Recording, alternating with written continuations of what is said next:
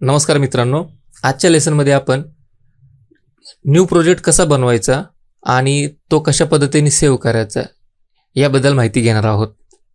तर जसं मागील व्हिडिओप्रमाणे इथं तुम्ही बघू शकता, इथं क्रिएट अ न्यूचा एक टॅब आहे. तुम्ही इथूनही एक न्यू प्रोजेक्ट ओपन करू शकता. याच्यामध्ये तुम्ही प्रोजेक्टला नाव द्या न्यू प्रोजेक्ट.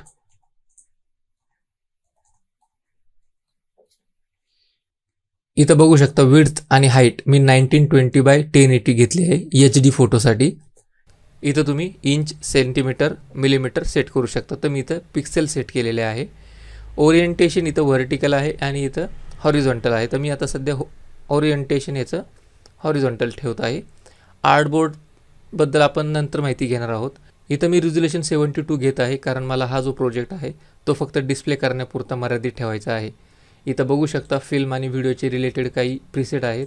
त्यामध्ये सुद्धा काही 72 PPI, 72 PPI. तर अशा पद्धतीने हे सगळे प्रीसेट आहेत जे फक्त स्क्रीनवर यूज होतील असे प्रीसेट इथं दिलेले आहेत. मोबाईलमध्ये पण सुद्धा इथं तुम्ही बघू शकता, इथं पण 72 प्रत्येक म्हणजे जेवढे आहेत मोबाईलमध्ये जेवढे प्रीसेट आहेत हे सगळे 72. इथं वेब रिलेटेड प्रीसेटमध्ये पण तुम्हाला 72च दिसेल. परंतु जर तुम्ही तुमचं वर्क हे प्रिंटिंगसाठी बाहेर पाठवत असाल तर मग तुम्हाला इथं प्रत्येक प्रीसेटच्या समोर तुम्हाला 300 PPI हे रिझोल्युशन तुम्हाला बघायला मिळेल.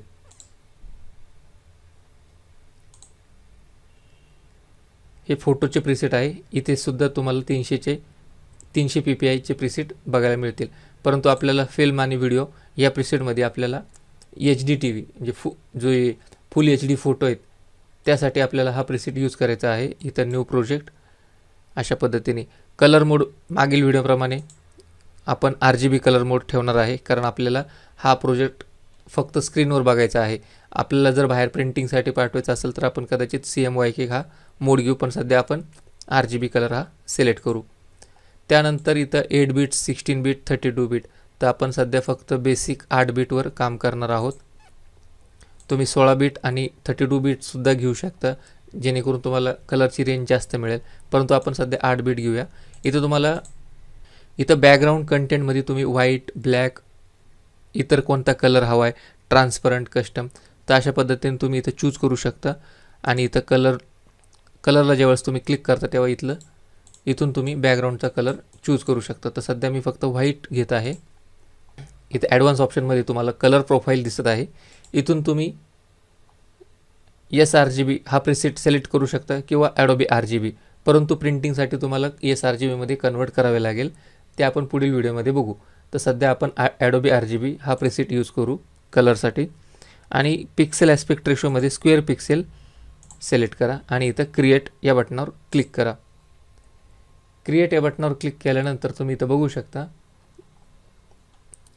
ह्या ज्या लाईन्स आलेल्या आहेत त्या लाईन्स घालवण्यासाठी शॉर्टकट आपण यूज करूया, Ctrl+H. ठीक आहे. तर आजच्या ह्या व्हिडिओमध्ये तुम्हाला मी फक्त एवढं सांगेल की तुम्ही जास्तीत जास्त शॉर्टकट कीचा वापर करायला शिका. जर तुम्ही जास्तीत जास्त शॉर्टकट कीचा वापर करायला शिकले तरच तुम्ही एक प्रोफेशनल फोटोशॉप युजर बनाल. सो आता आपण काय करूया, अजून एक प्रोजेक्ट बनवूया जो आता आपण शॉर्टकटमध्ये बनवूया. इथं तुम्ही बघू शकता फाईलमध्ये याचं जे शॉर्टकट बटन आहे Ctrl+N. ठीक आहे. दुसरं बटन आहे ओपनसाठी Ctrl+O. तर हे दोन शॉर्टकट आपण सध्या लक्षात घेऊया. ठीक आहे. इथं जशा पद्धतीने इथं आपण एक प्रोजेक्ट बनवला, तर हे प्रोजेक्ट बनवल्यानंतर तुम्ही इथं तुमच्या वर्कस्पेसमध्ये बघू शकता इथं या फाईलला इथे एक नाव आलेलं आहे न्यू प्रोजेक्ट. इथं एक सिम्बॉल आहे @ आणि इथं 37.9%. याचा अर्थ असा की आता सध्या तुम्हाला जी डॉक्युमेंटची जी साईज दिसत आहे ती केवळ फक्त 37.9% दिसत आहे. इथं RGB हा कलरचा मोड इथं दिलेला आहे. इथं 8 याचा अर्थ हे 8 बिटमध्ये आपण घेतलेलं आहे. ठीक आहे. फाईल जशी तुम्ही झूम कराल, आता झूम करण्यासाठी तुम्ही कंट्रोल आणि बॅकस्पेसच्या शेजारील +- हे बटन तुम्ही प्रेस करून ट्राय करा. कंट्रोल प्रेस करून प्लस आणि मायनस जे बटन बॅकस्पेसच्या बाजूला आहेत ते दोन बटनं प्लस आणि मायनसचे ते प्रेस करून बघा, जेणेकरून तुमचं डॉक्युमेंट झूम इन आणि झूम आऊट होईल. ज्यावेळेस तुम्ही त्याला झूम इन करता तर इथं बघू शकता तुम्ही, इथं हे इमेज न्यू प्रोजेक्ट जे न्यू प्रोजेक्ट आहे ते आता सध्या 66% झूम झालेलं आहे. समजा आपल्याला झूम आऊट करायचं आहे तर कंट्रोल मायनस या बटनाने तुम्ही तुमचं डॉक्युमेंट मायनस करू शकता. आणि आता बघू शकता तुमच्या फाईलची जी न्यू प्रोजेक्टची जी फाईल आहे त्याच्या झूमची व्हॅल्यू ही 8% आता इथं दिसत आहे. ठीक आहे. त्याच पद्धतीने समजा तुम्ही इथं खाली बघितलं, इथं तुम्हाला तुमच्या पूर्ण इमेजमध्ये तुम्ही जे प्रोजेक्ट घेतलं त्याची सगळी इथं माहिती तुम्हाला मिळेल. 1920 पिक्स बाय 1080 पिक्स 72 PPI. ठीक आहे.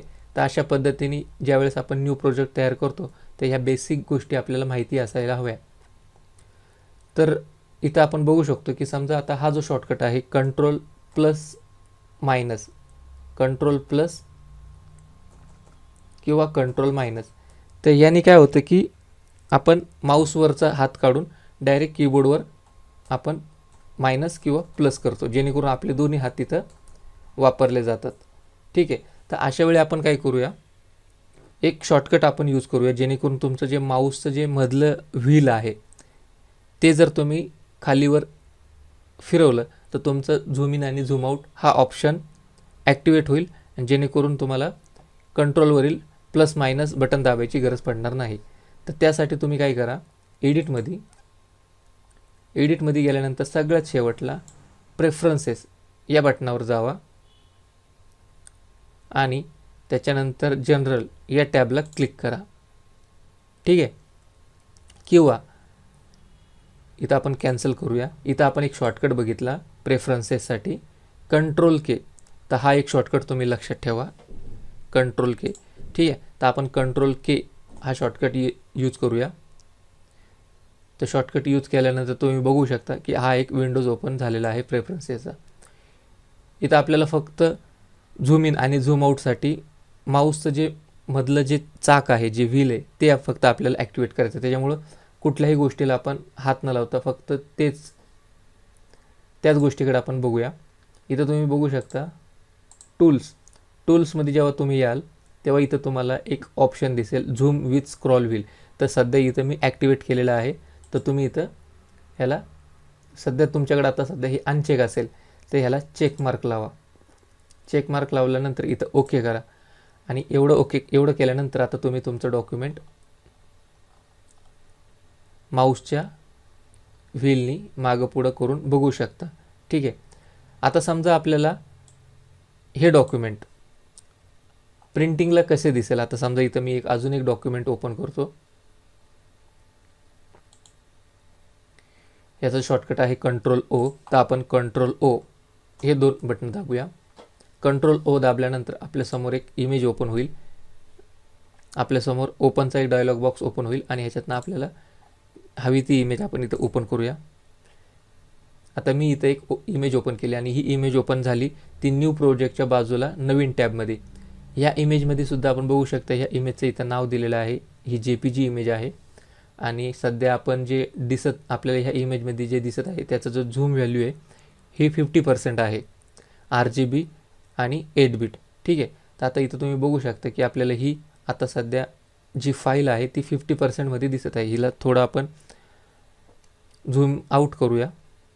ठीक आहे. झूम आऊट केल्यानंतर ही सध्या 45% इमेज आता आपल्याला दिसत आहे. परंतु समजा इन केस आपल्याला ही इमेज बाहेर जाऊन प्रिंट करायची आहे तर आपल्याला ही कशा पद्धतीने दिसेल आणि ह्याच्यातले जे बारकावे आहेत, जे पिक्सेल आहेत ते कशा पद्धतीने दिसतील, त्यासाठी तुम्ही शॉर्टकट यूज करा कंट्रोल आणि न्यूमरिक पॅडवरील 1. ठीक आहे. तर तुम्ही अशा पद्धतीने बघू शकता की ही इमेज 100%च्या स्केलमध्ये तुमच्या फोटोशॉपच्या बाहेर चालली आहे. याचा अर्थ ही खूप मोठी इमेज आहे.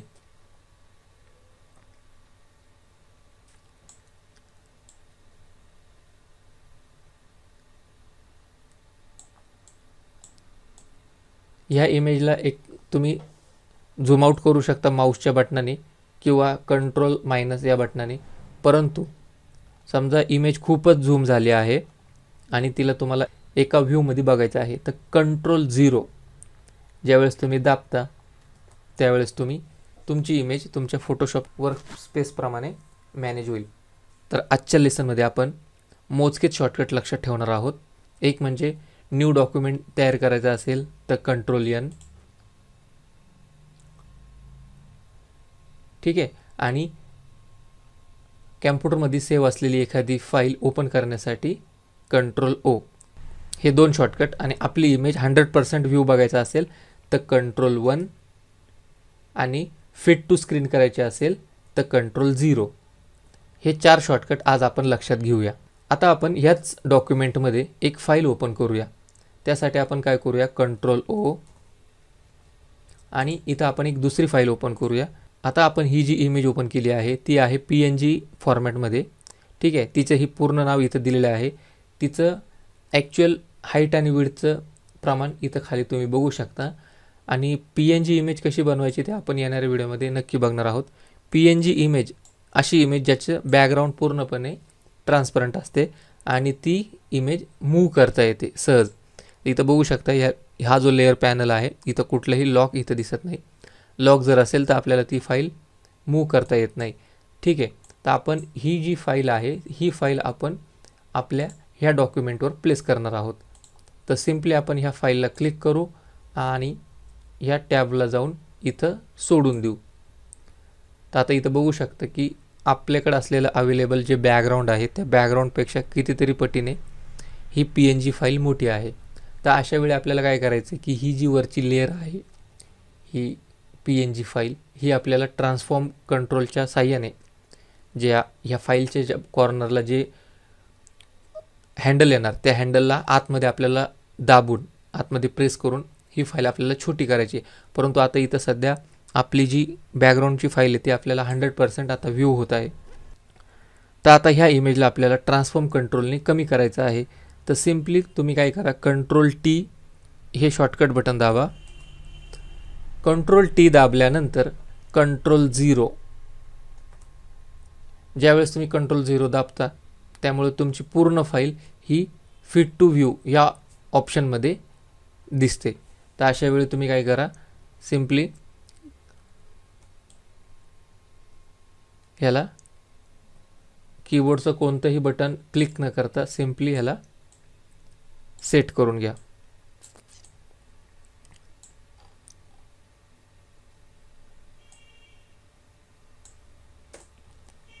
तर अशा पद्धतीने आपण ही फाईल इथं सेट केलेली आहे. याच्यामध्ये आपण अजून एक ऑप्शन बघूया की ह्याच बॅकग्राऊंड इमेजवर हीच फाईल कशा पद्धतीने प्लेस करायची, ठीक आहे.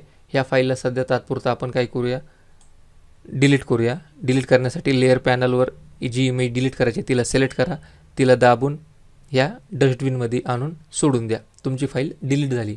तर आता आपण काय करूया, ह्याच बॅकग्राऊंडवर सेम इमेज कशा पद्धतीने प्लेस करायची. तर अशा वेळी आपण फाईलमध्ये जाऊया, प्लेस एम्बेडेड हा ऑप्शन इथं सिलेक्ट करू आणि आपल्याला हवी ती फाईल इथं आपण प्लेस करूया.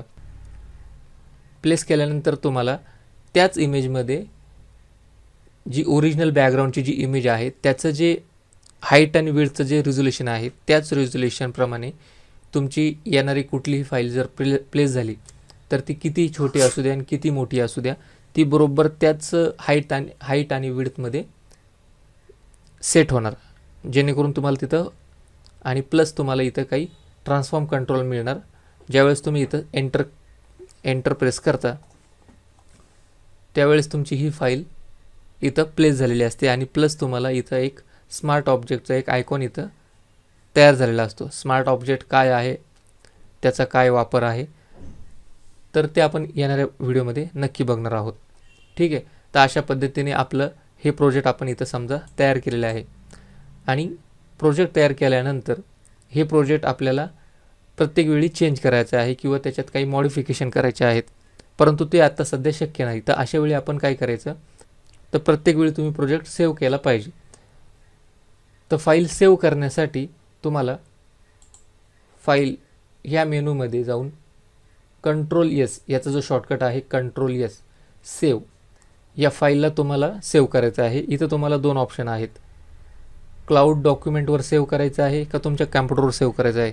तर आपण सेव्ह ऑन युअर कॅम्प्युटर ह्या बटनाला क्लिक करूया आणि इथं तुम्ही तुमच्या फाईलला नाव द्या. इथं मी नाव देतो न्यू प्रोजेक्ट. न्यू प्रोजेक्ट हे नाव दिल्यानंतर तुम्हाला इथं फाईलचं टाईप दिसेल. हे बाय डिफॉल्ट फोटोशॉपने दिलेलं आहे. याच्यामध्ये PSD, PDD आणि PSDT याच फाईल टाईपमध्ये फाईल सेव्ह करा. तर सेव्ह या बटनाला क्लिक करा. सेव्ह या बटनाला क्लिक केल्यानंतर तुम्हाला फोटोशॉपमध्ये हा एक डायलॉग बॉक्स ओपन होईल.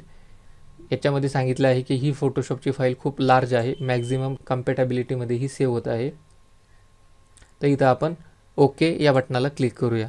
तर अशा पद्धतीने आपली ही फाईल इथं सेव्ह झाली आहे. अशा पद्धतीने फाईल सेव्ह केल्यानंतर तुमची ती फाईल .psd या फॉर्मॅटमध्ये सेव्ह होईल आणि इन केस कधी फ्युचरमध्ये जेव्हा ती फाईलची तुम्हाला गरज पडेल त्या फाईलवर जर तुम्ही डबल क्लिक केले तर ती फोटोशॉपमध्ये फाईल ओपन होईल. तर इथे आपण काय करूया, फोटोशॉप ही फाईल आणि फोटोशॉप बंद करूया. बंद केल्यानंतर इथं तुम्ही बघू शकता तुमची बॅकग्राऊंड फाईल, बॅकग्राऊंड इमेज, इथं ही PNG फाईल आता आपण घेतलेली आणि ही आपली फायनल झालेला प्रोजेक्ट. ज्यावेळेस तुम्ही याच्यावर क्लिक करता डबल क्लिक त्यावेळेस तुम्हाला इथं फोटोशॉप इथं सिलेक्ट करायचं आहे आणि इथं ओके करायचं आहे. तर अशा पद्धतीने तुमची फाईल फोटोशॉपमध्ये ओपन होईल आणि त्याच्यामध्ये हवे ते मॉडिफिकेशन तुम्ही करू शकता. तर इथं तुम्ही बघू शकता अशा पद्धतीने ही आपण PSD सेव्ह केली होती ती फाईल इथं ओपन झालेली आहे आणि इथं लेअर पॅनलमध्ये तुम्ही बघू शकता ह्याला तुम्ही तुमच्या पद्धतीने मॉडिफिकेशन करू शकता. ही तुमची PNG फाईल, हे तुमचं बॅकग्राऊंड, ठीक आहे. तर अशा पद्धतीने आता ही फाईल आहे PSD इमेज. तर हिला समजा आपल्याला फायनल आउटपुट द्यायचं आहे प्रिंटिंगसाठी, तर सिम्पली आपण फाईल या ऑप्शनच्या अंडर आपल्याला सेव्ह ॲज हा एक ऑप्शन मिळेल. इथं तुम्ही जाऊन सेव्ह ऑन युअर कॅम्प्युटर आणि इथे तुम्हाला फक्त PSD, large document, PSB, PDP आणि TIFF हे चारच ऑप्शन इथे मिळतील. परंतु नवीन फोटोशॉपच्या ह्या नवीन व्हर्जनमध्ये सेव्ह अ कॉपी हा एक ऑप्शन आलेला आहे, जेणेकरून तुमची ओरिजिनल फाईल तशीच राहील, त्याला कुठलाही धक्का लागणार नाही आणि तुम्ही अशा पद्धतीने तुमच्या फाईलला JPG किंवा इतर काही फॉर्मॅटमध्ये इथं तुम्ही फाईल सेव्ह करू शकता. तर आपण इथं JPG हा फॉर्मॅट इथं सिलेक्ट करूया आणि इथं सेव्ह करूया, इथं ओके. तर अशा पद्धतीने ही आपली फाईल JPGमध्ये फायनल आउटपुटमध्ये इथं तयार झालेली आहे. तर मित्रांनो आजच्या लेसनमध्ये बस एवढंच. आजच्या लेसनमध्ये लक्षात ठेवण्यासारख्या गोष्टी म्हणजे एवढंच की जास्तीत जास्त शॉर्टकट तुम्ही वापरा. जेवढे जास्तीत जास्त शॉर्टकट तुम्ही वापराल तेवढं तुम्ही प्रोफेशनली वर्क करू शकाल. यामध्ये आपण 4 शॉर्टकट शिकलो. एक म्हणजे कंट्रोल N फाईल ओपन करण्यासाठी, कंट्रोल O ऑलरेडी असलेली फाईल ओपन करण्यासाठी, त्याच्यानंतर तुमची फाईल 100% जर स्केल करायची असेल तर कंट्रोल 1 आणि फिट टू स्क्रीनमध्ये जर बघायचे असेल तर कंट्रोल 0. हे 4 शॉर्टकट आजच्या लेसनमध्ये तुम्ही फक्त लक्षात ठेवा आणि याच्यापुढं आपण जास्तीत जास्त शॉर्टकटवर भर देणार आहोत. जेवढे तुम्ही शॉर्टकटवर खेळाल तेवढं तुम्ही फोटोशॉपमध्ये मास्टर बनाल. तर आजच्या लेसनमध्ये एवढंच. भेटूया पुढच्या लेसनमध्ये.